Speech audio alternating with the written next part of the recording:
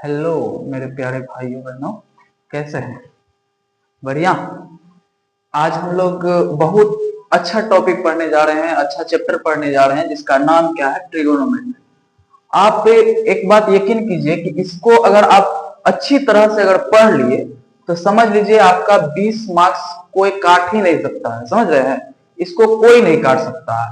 आपको आपका बोर्ड का एग्जाम में आपका जो मार्क्स होता है यह 20 प्लस मार्क्स का पूछा जाता है। समझ रहे हैं? इसको बहुत अच्छी तरह से हम लोग क्या करेंगे, इसको पढ़ेंगे और कहीं भी हमको मेरे उम्मीद से मेरे तरफ से आपको कोई ऐसा नहीं लगेगा कि हमको इसमें डाउट रह गया।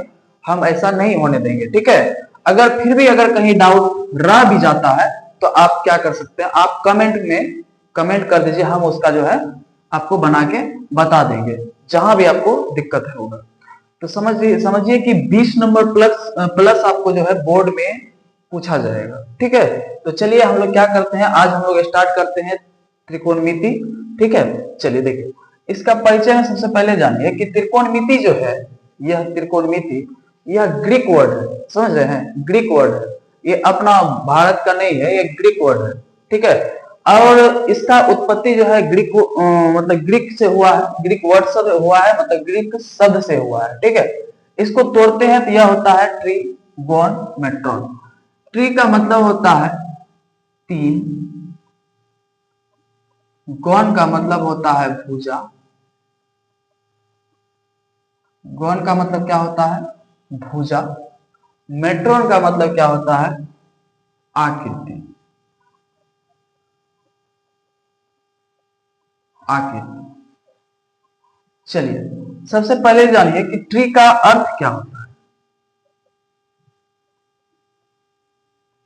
ट्री का अर्थ होता है तीन। ट्री का अर्थ क्या होता है?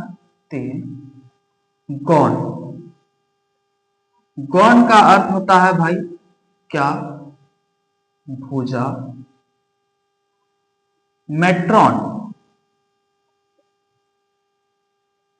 इसका अर्थ होता है आकृति।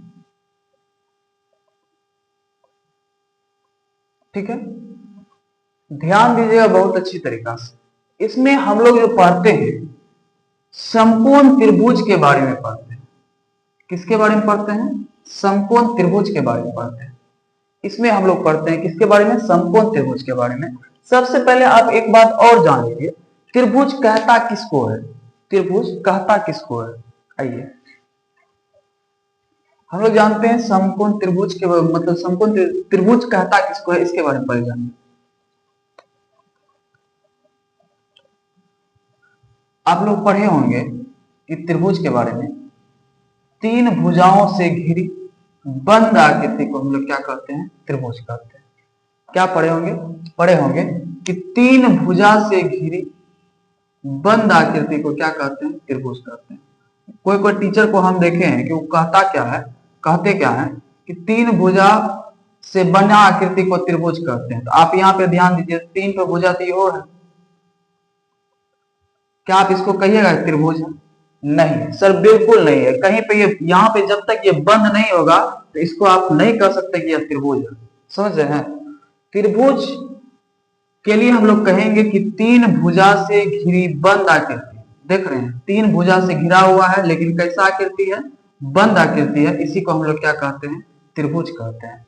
ठीक, इस चैप्टर में जो त्रिकोणमिति होता है उसमें आप समकोण त्रिभुज के बारे में जानेंगे और इसका कोण कैसे निकालेंगे, ये सब जो भी है इसमें पढ़ेंगे। समकोण त्रिभुज में एक कोण 90 डिग्री का होता है। समझे? समकोण त्रिभुज में एक कोण 90 डिग्री का होता है। बाकी ये दोनों कोण जो आप देख रहे हैं ये न्यून कोण होता है।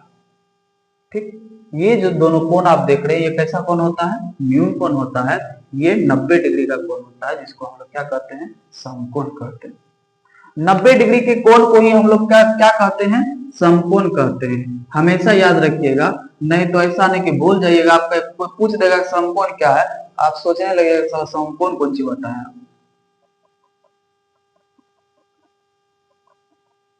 समकोण, समकोण, समकोण जो होता है इसमें एक कोण 90 डिग्री का होता है और बाकी दो कोण जो आप देख रहे हैं, बाकी दो कोण जो आप यहाँ पे देख रहे हैं ये न्यून कोण होता है।